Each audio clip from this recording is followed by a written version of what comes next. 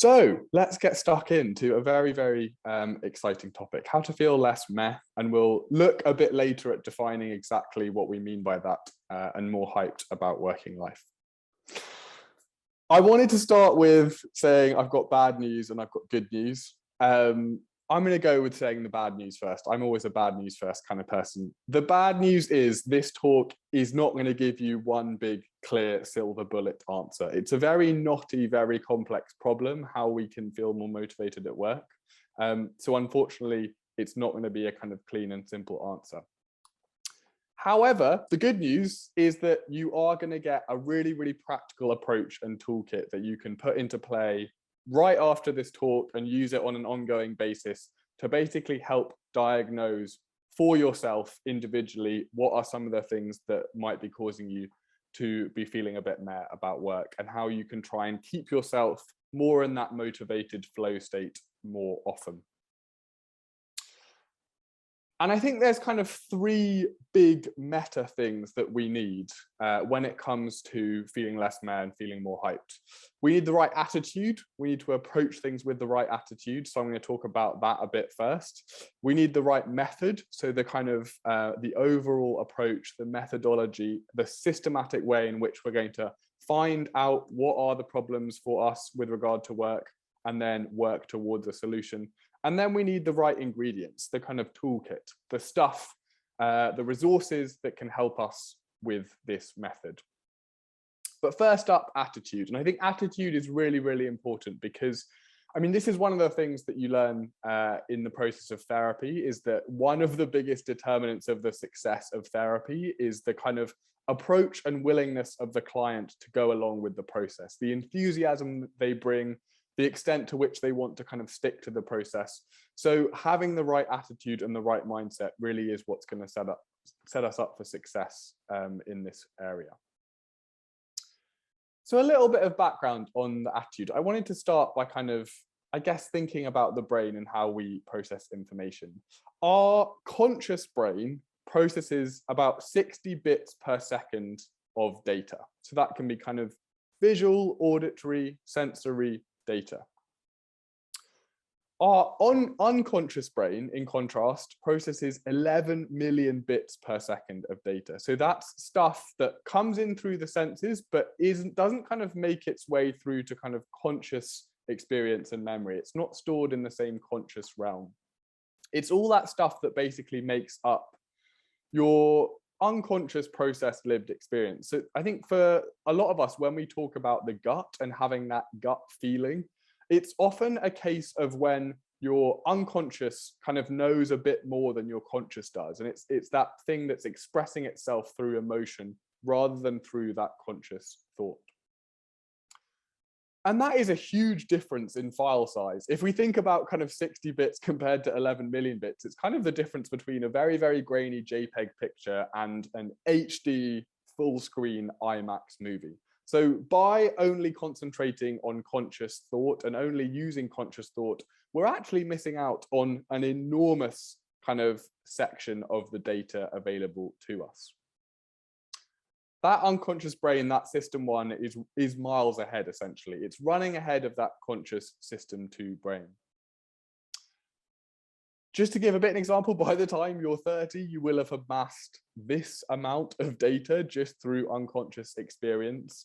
I think that's 10 to 16 decimal places. Really, really, really huge treasure trove. So kind of why is this important, I guess? Why is all this unconscious data we've amassed through lived experience in our gut important to us? And why should we kind of pay attention to it? Well, interestingly, when we look at the role of emotions and kind of what we think they might do, it was actually Charles Darwin who made some of the really early advancements into our understanding of this topic. He released a paper in 1872 called The Expression of the Emotions in Man and Animals. It was probably overshadowed by his bigger work on the origin of species, but it was a really interesting idea that was new at the time, that was basically, because emotions are universal across all people, including negative emotions, they must serve some kind of evolutionary purpose. Otherwise, they just would be bred out over generations. And his theory which was built on by Freud afterwards, was this idea that emotions kind of serve as signals. And when we have these feelings, even if they're kind of sometimes quite hard to understand feelings at certain times, there are kind of body and unconscious mind's way of often telling us when something is wrong or when something is up. And that listening to those signals acutely can be really, really helpful. So the point I wanted to kind of make here was that we are all sitting on this treasure trove of thousands and millions of megabytes of unconscious feelings data.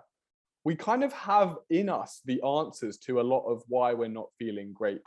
It's just that ability to really kind of hone in and listen to them and recognize them that we need to develop. We need to try and tap into that gut feeling a bit more. And I think the best approach here is to kind of, I find myself often when I'm frustrated or when I'm feeling unmotivated or bored, my kind of inner voice to myself is often quite condemning. I'm very quick to go, oh God, you're feeling frustrated, you're feeling bored. And I have this kind of secondary knock-on emotional effect of feeling annoyed with myself for feeling bored or feeling annoyed with myself for feeling frustration.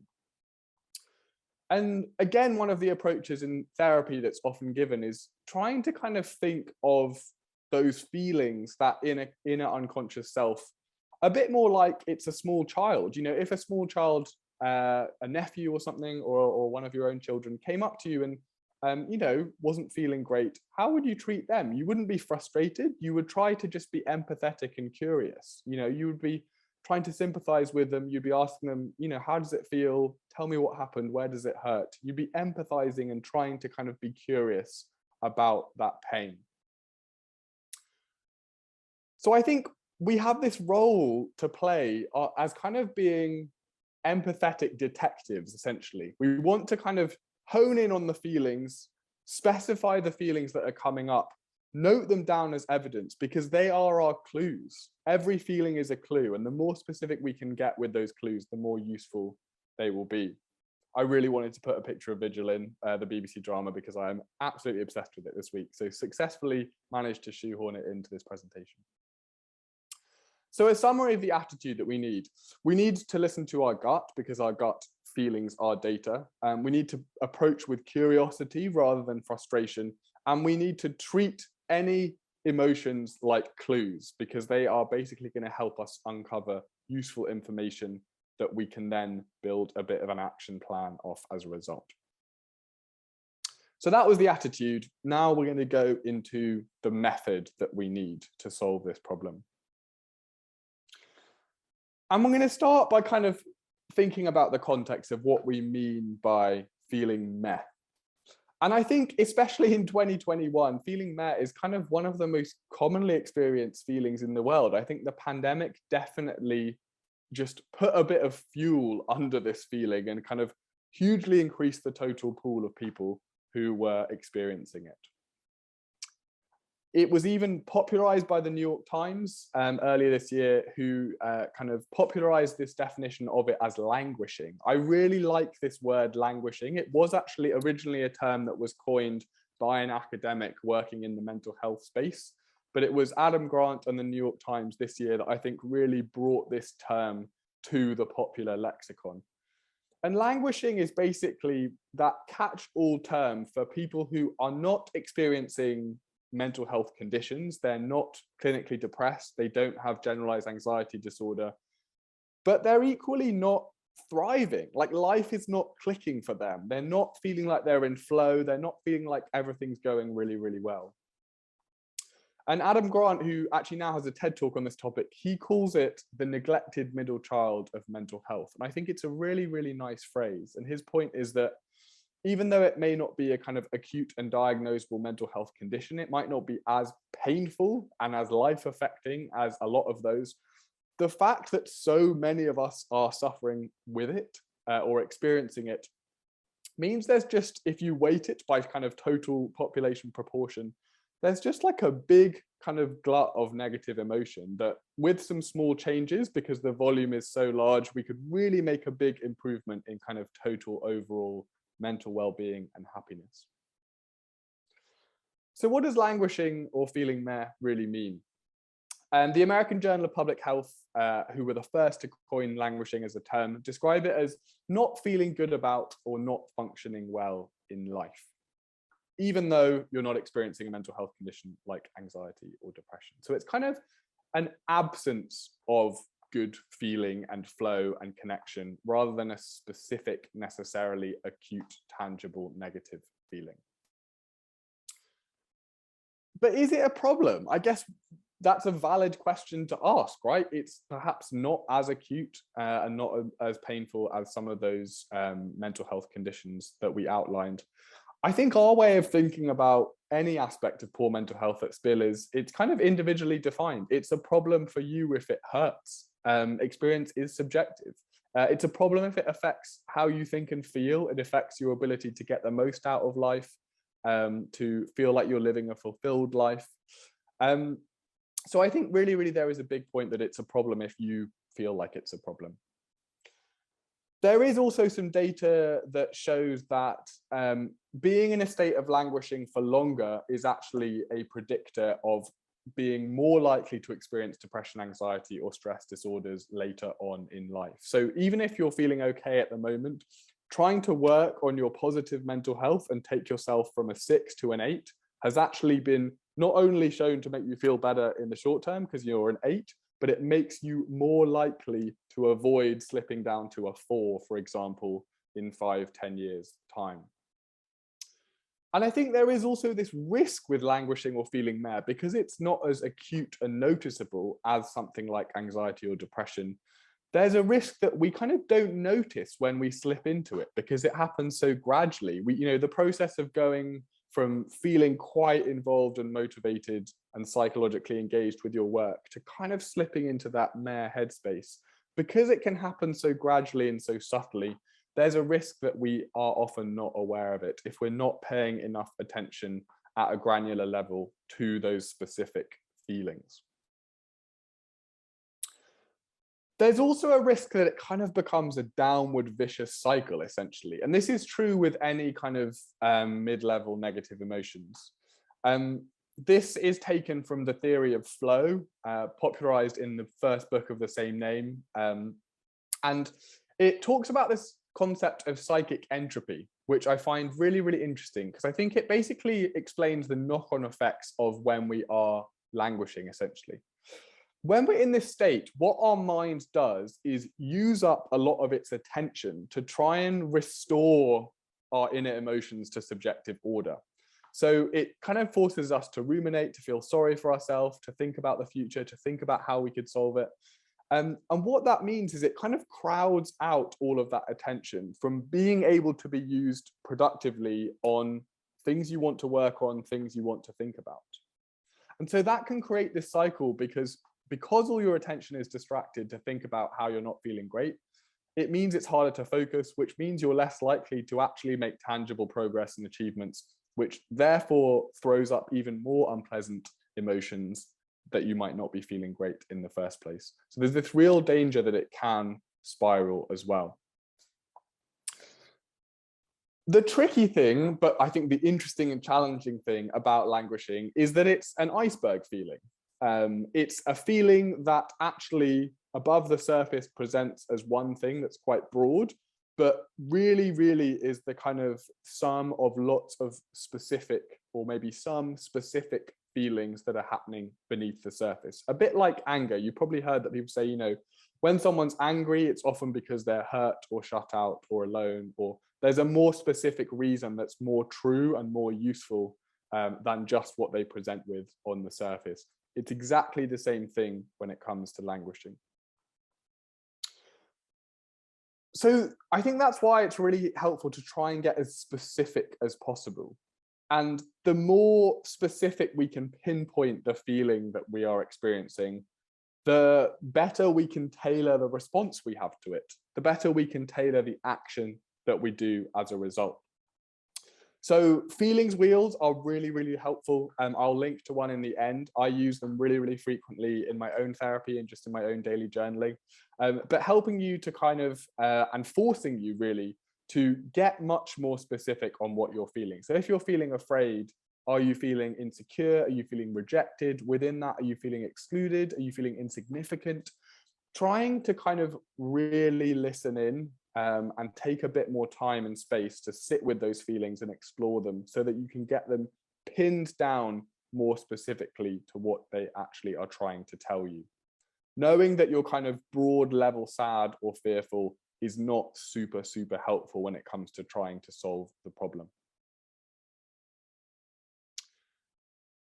And I think because this talk is primarily focused on feeling meh about working life, so in the context of work, I think we can take a slightly more practical approach and a slightly more problem-solving approach, because there are kind of fewer potential exogenous variables that we can be dealing with. So the pool of kind of possible causes is smaller. So for example, with regards to anxiousness, we're kind of ruling out all of the potential many unknown causes of anxiousness that could come from life in general: relationships, FOMO, death, climate change, social media. And we're kind of limiting it in this instance and the remit of this talk to specific things about work and your relationship with work, not knowing what you're working on, sudden change in management or working structure, how people react to you, etc., etc. So there's still lots of potential kind of reasons and feelings, but it's possible to be slightly more specific because we are operating in this smaller pool. A quick sidestep, but I had to mention it. One way to improve how you feel about work overall is to dramatically lower your expectations of work. They say overall that happiness is reality minus expectations. One aspect of that equation that has shot up over the last 50 years is our expectations. We all want to have, or many of us want to have, a fulfilling career. We want it to be a big part of our identity, a big part of our sense of self.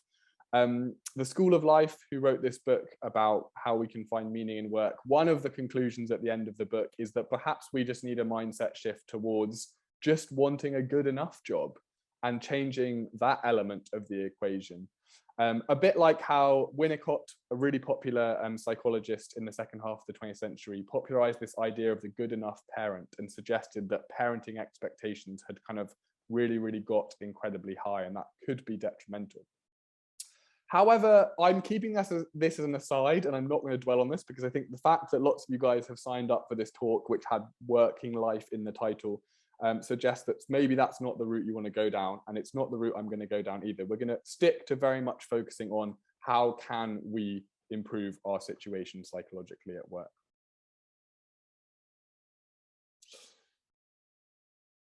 Nonviolent communication theory states that behind every negative emotion, every emotion in general, but we'll be looking a bit more at negative emotions, is an unmet universal need. And that often when we feel these negative emotions, so we feel frustration or blame or denial or anger or guilt, whatever it might be, actually what we are not successfully doing is pinpointing and expressing an unmet universal need. So, my need for consistency, my need for recognition, my need for understanding, my need for harmony, whatever that might be. And a lot of these are just common human universal needs. And remembering that, I think, is really important, because it helps us sidestep this idea that this can at all be kind of embarrassing or make us seem weak because we state a need or we recognize a need. It is a universal human need to experience these things. So we're trying to realize that stating them shouldn't be something that we're embarrassed about. It's something we need to be really clear about. We can't do anything about them after all. So there's no reason we should be at all embarrassed about them. So I think what this can help us get to is a kind of if this, then this system for getting to specific emotions and then kind of putting them over and matching them to what might be unmet needs. So if we're feeling shame, for example, if we've kind of brought down that frustration and anger and pinpointed it to feeling a bit of shame about not having done enough work, about not knowing if we're good enough, maybe our unmet need is reassurance. And that's really helpful to know, because when we know what we need, we can either ask for it or we can try and do something to get it. Anxiousness might be boiled down to not having a big enough view of the clear picture. So often with anxiousness at work, it's because we just don't have enough information. So the unmet need there would be for more information and transparency. So the question you're continually asking yourself is, am I feeling this emotion because I really need this? Because I really have this unmet need at its core? And what that does is essentially break this downward spiral that we spoke about early. If you can address the unmet need, it basically stops that attention from being focused on why is this need unmet? As a brain, I need to signal about it, I need to shout about it, I need to worry about it. That takes up a lot of headspace. When the need is met, it basically gets you out of that negative cycle and helps put you into a positive version of that cycle, which is called a state of psychic negentropy or flow, which is when you have fewer unpleasant emotions to distract you, it becomes much easier to focus because you can direct your attention can flow freely into whatever you want, into tasks, into work relationships, into activities, which therefore makes it more likely for you to achieve your goals, which then in return gives you more positive and fewer negative emotions to distract you. And that's actually why the term was coined as flow. It's because it's a state in which your attention can flow directly towards the activities and thoughts where you want them to go. So, as I said, once you have pinpointed and found your unmet need, what is that universal human need that is not being met in your working life at the moment? You've got two options: ask for it or do something about it to help you get it. So asking for it is basically explicitly communicating to the relevant person what you need, how you need it, when you need it. And I'm not going to go into more detail on that because that was the topic of yesterday's talk, which was Maria's fantastic talk, my colleague, about boundaries. If you didn't attend that talk, I'll send through the slides after this and you can click through and watch that recording. In that talk, Maria basically outlines how to go about being clearer about what you need from people, how to frame it, what to say, what not to say, kind of things to watch out for, kind of good practice to go by. One of the things she outlines, for example, is always speaking in I statements. So a classic kind of nonviolent communication approach, not saying, you know, you're not giving me enough praise, but just saying, I need you to give me praise every week, for example. I need you not to speak over me in meetings. I need more time to digest a problem before I start solving it. I need you to tell me how long each work project is going to take you because I feel like I don't have enough transparency over your work. Whatever it might be that will help you meet that need more clearly. So often setting up a boundary and being explicit with it can really, really help you go quite far in meeting that need, especially because so much of negative work emotions are to do fundamentally with interpersonal things, with how we are and how we see ourselves in relation to other people at work. The second option is to essentially try and experiment.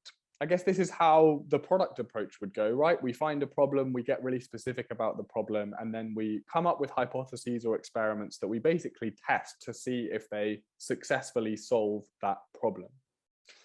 And this is a screenshot of a Miro board. It's kind of very big and zoomed out, so it's not designed for you to be able to read. I will give you a link to go through and look at the whole of that Miro board afterwards if you'd like to.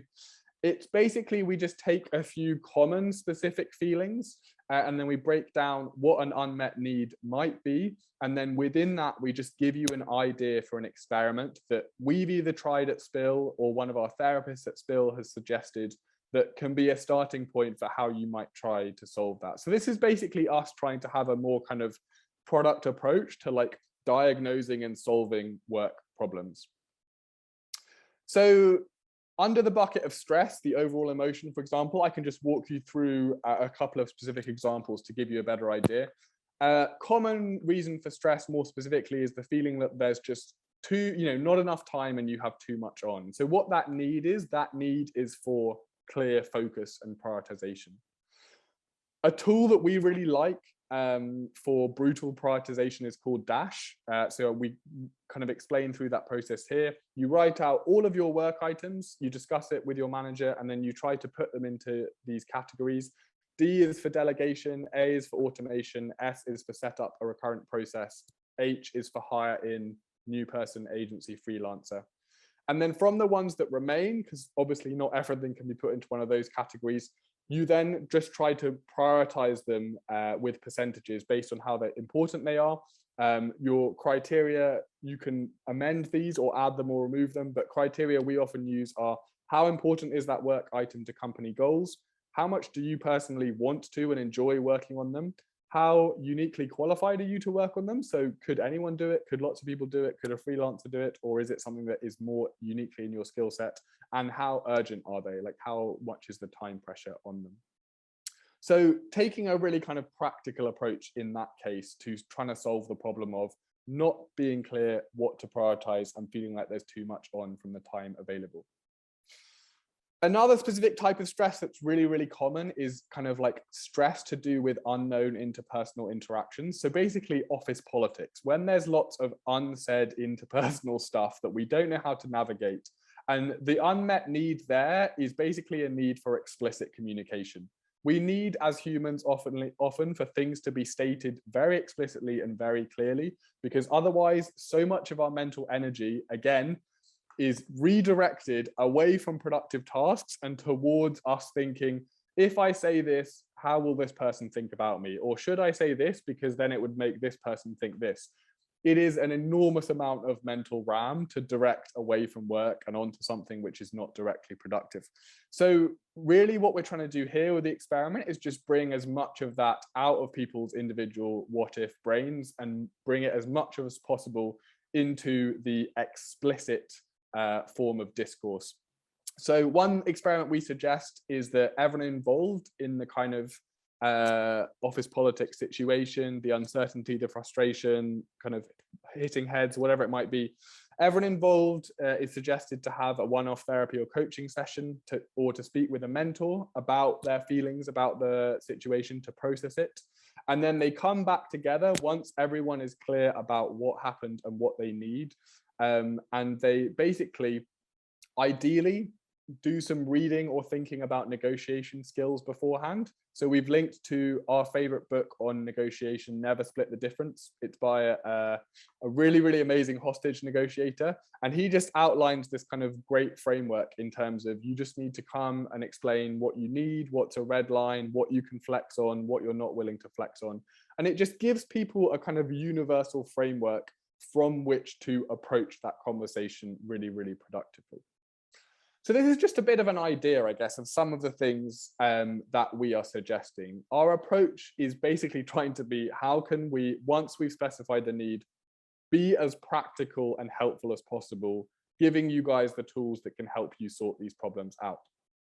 However, as you saw, even on that big Miro board, it's not exhaustive. There were maybe only kind of 12 of the most common specific emotions. Lots and lots of what we feel as individuals is very nuanced and very individual. And so a lot of the time, the issue is that we have trouble nailing that specific unmet need. We can't really find exactly what it is for us. Or when we find the unmet need, we struggle to actually think of an experiment that would work or to find the right experiment for us. And I think when this stuff doesn't work, that's really when the value of a therapist comes in. This is literally what therapists are trained to do, is to help you get to the point where you're labeling feelings specifically, you're knowing yourself to the extent where you understand that need, and you're working together to come up with ideas for how you can go away and kind of suggest an experiment that might help, for example. One of the things I was feeling recently was incredibly anxious, and we pinpointed it, me and my therapist, to being around this kind of internalized idea of perfection and being really anxious I was going to put a foot wrong. I feel like I was so worried that if I put a foot wrong, people would judge me, they wouldn't look at me in the same way. And so interestingly, the experiment that we came up with was to go away and to say, I don't know, 3 times during the week at work, and just start to seed in that idea of feeling like, hey, I can not know something, I can not have all the answers, not do something perfectly, and the world's not going to crash down. People will still trust me, people will still respect me. So it's often, it can be quite interesting and unusual, some of the ideas for experiments that come out of a session that you do with a therapist. So a summary of the method. This section was on the method that we need to crack the problem. You're first trying to identify kind of bodily sensations often. The first thing we feel when we listen to our gut is often a sensation. Sometimes that is specifically emotional right away, it's stress. Sometimes it can present firstly as just a tightness in the chest or clenching our jaw or feeling like, our feet are a bit clenched, whatever that might be. But using that and using the feelings wheel to try and narrow it down to as specific as an emotion as possible. I like to do the task of trying to ask why 5 times. So like, why am I angry? Why am I angry? Okay, I'm frustrated. Why am I frustrated? Why am I frustrated? Trying to really narrow that down. Trying to map that to a common unmet need. So looking at that list of universal human unmet needs, trying to work out which of these might that map to. And then once you've got your need, thinking of either a boundary or an experiment that you could try. And then basically, this is a consistent process. You need to be constantly observing your bodily sensations and feelings in order to give you a feedback loop, to basically let you know if the boundary or experiment worked. Has that stopped you feeling disappointed, frustrated, or has it not really? In which case you need to go kind of back to this stage and try and think of another boundary or experiment, or question whether your unmet need was correct. So it's a constant process. You're basically always trying to try boundaries, try experiments, get feedback from your body, readjust, retry, see if it works. And so this is what it looks like over time, basically. As I said, it's not a silver bullet, it's a constant process. An unmet need arises, you slip out of flow, you go into this kind of state in which lots of your attention is being used on not feeling sure or not feeling right or worrying. You put in place a boundary, it gets you back up into flow. But then maybe, situations change at work or you change and a new unmet needs arises and you have to constantly keep trying and keep putting stuff in place. It's a bit like a relationship. I think one of the things I definitely had as a big misconception was like, I really wanted to find the perfect job or to find a job I loved. And then I thought that once I found the job I loved, everything about it would be emotionally easy and it would be fully in place and I would always feel in flow. And it's not true, right? It's like a relationship. We can find a relationship with someone that we love deeply. They can be the person for us. And it can still be, and it still is hard work. We still need to constantly work at investing in that relationship, thinking about how we communicate, keeping it healthy, keeping it running. It's just like that. It's a bit like having to continually put petrol in your car for it to keep working. Even if we love a job, we still have to consciously go through this process continually to keep ourselves out of that kind of negative headspace zone. However, if you are continually trying new experiments, new boundaries, but they are just continually over a period of months, even a year, not working, you keep getting new unmet needs at a rate that you can't bat them off, or you can't fix the same unmet needs that you're trying to over and over again, that could then be a red flag that there is a deeper mismatch between you and the role, you and the company, or you and the industry. And that something more structural might need to change, i.e. you might need to switch department, company, or even career. And Christina Maslach, who is an organizational psychologist, she's probably the world's foremost expert on work-related stress and burnout. She does these studies of tens of thousands of people across the world. And one of her big findings was that some form of psychological mismatch between person and role/company/industry is one of the biggest causes of recurrent stress and eventually burnout. If we are continually trying to make something work where there's just some form of psychological fit, be that how we like to work, our priorities, our values, our natural strengths, whatever it is, it's just going to feel like you're kind of continuously trying to walk uphill. And so that could be worth investigating. It just requires a slightly different form of investigating to the one that we do within a job to keep ourselves in that positive loop. The first thing to do is self-investigation. I really love, there's a long article on a blog called Wait But Why. It's an amazing blog that really looks at breaking down complex issues very simply using like illustrations and stickmen. And there's this really long kind of 5,000 word post on how to pick a career that actually fits you. And one of the exercises that the author walks you through how to do is to fill out a worksheet of your kind of career octopus, as they call it, which is basically just getting really clear about all the aspects of working life and how much they mean to you and how important they are to you. So the practical things, like having a recurrent salary, not being in debt, and the moral things, you know, well-being, wanting to help others, social things like inclusion and appreciation, personal things like identity and passion, lifestyle things like flexibility and freedom, just helps you to get a bit clearer about that prioritization. And when you have the slides, you can click through to a worksheet that Wait But Why offers you for how to fill out your octopus. In terms of the self-understanding required to fill out your octopus, there's a few kind of blanket tests we can all do online. Intrinsic values test is really good for what you value. Character strengths, Big Five. Self-authoring is kind of a journaling test. That one is paid, all the others are free.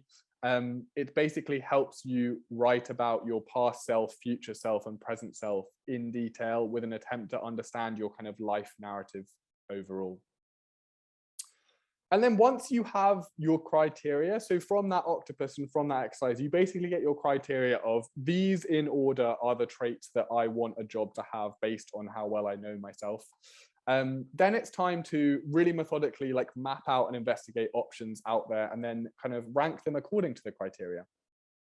And when it comes to this, the resource I would hugely suggest that I have used and found incredibly helpful is called 80,000 Hours. It's a website, but also they have now, I think, a book and a podcast. It was set up by a student at Oxford who finished uni and was like, it's really weird that the most important decision in our life, or one of the most important, i.e.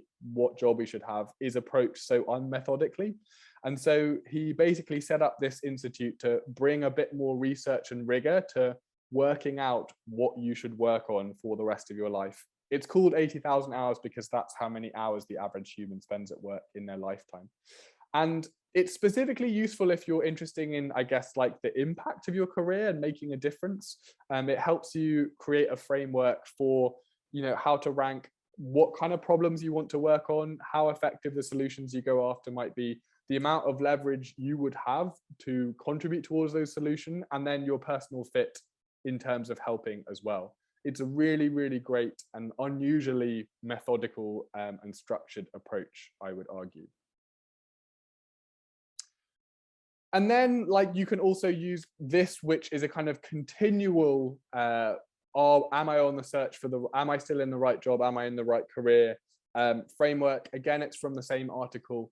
It's a really useful approach. Basically, you just continually update this, which is called your goal pool, based on new information and feedback and results that you get from all the experiences you have at work. So it's kind of, even if you are loving your job at the moment, I love my job and I still do this on a continual basis because it's really helpful at making you go, okay, I've actually learned over the last month that I like working in this way, or I really do value a bit of solo work time, or I like projects which have this structure.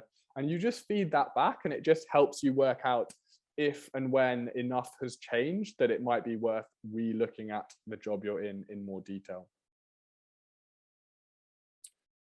So that's the method. That's kind of the approach that we put forward. Really practical. Start with listening to yourself, then drill down and then get really kind of actionable about trying different experiments and boundaries. And so the final thing is the ingredients. Like, what are the actual practical things you need to help you go away and do this? You know, later today, tomorrow, next week, on the weekend, whenever you might want to get started. And I think there's 5 key things that really are going to help you. One is some kind of audio recording that helps you on a regular basis scan your body and listen into your gut about how you're feeling, what senses are coming up, and what emotions those might be. Part of this is just trying to develop this as a muscle. So when I started doing this, my therapist recommended doing it 3 times a day to begin with. It only can take a couple of minutes, but it really is a muscle you have to train in order to be able to specify down. If you've done a lot of meditation or mindfulness before, you will naturally have a very big head start. Number 2 is a notepad and pen or your phone notes to write down all of the emotions and feelings and sensations that come up as the result of that check-in. And again, trying to do tree diagrams and kind of map them down to what those specific emotions might be. Having a copy digitally of the feelings wheel on hand to work out that pointing down, and a copy of the unmet needs table is really, really helpful. And then I guess number 4 is a bit optional, but I've really found that for me, it's very hard to do all of this just on my own. So someone, whether that's a therapist, a coach, a mentor, a partner, a friend, to kind of help you. I don't like any help with the first few sections because I find that bit quite personal. But when I'm trying to think of ideas or experiments off an unmet need, I really value having someone else to kind of brainstorm with, or see if I might be misinterpreting myself, or if I've missed something out, or if I have a blind spot. And I will put in links to a couple of those things. So there's a link to 2 recordings that one of our spill therapists has done. There's a full 5-minute emotion scan check-in that you can just do in headphones, or there's a quick 2-minute one that you can use when you get a bit more used to the process. There's also an online PDF copy of a feelings wheel that's really big that you can keep on hand as well. And then number 5, as a starting point, is our Miro board of experiment ideas. You might want to take some of them as starting points. I would kind of use it as a springboard, add things to it, make your own. As you learn stuff, write more ideas down and kind of add to what works. And I think the thing about this that I find so exciting is the answers are kind of inside all of us. Like, we're not trying to go out and discover new stuff. Like, we have all this data in our body's giving off. And the only thing we need to do is kind of chip away the noise and kind of uncover that signal that is being given off. So it's a big task, but I think it's really exciting that the answers are already there.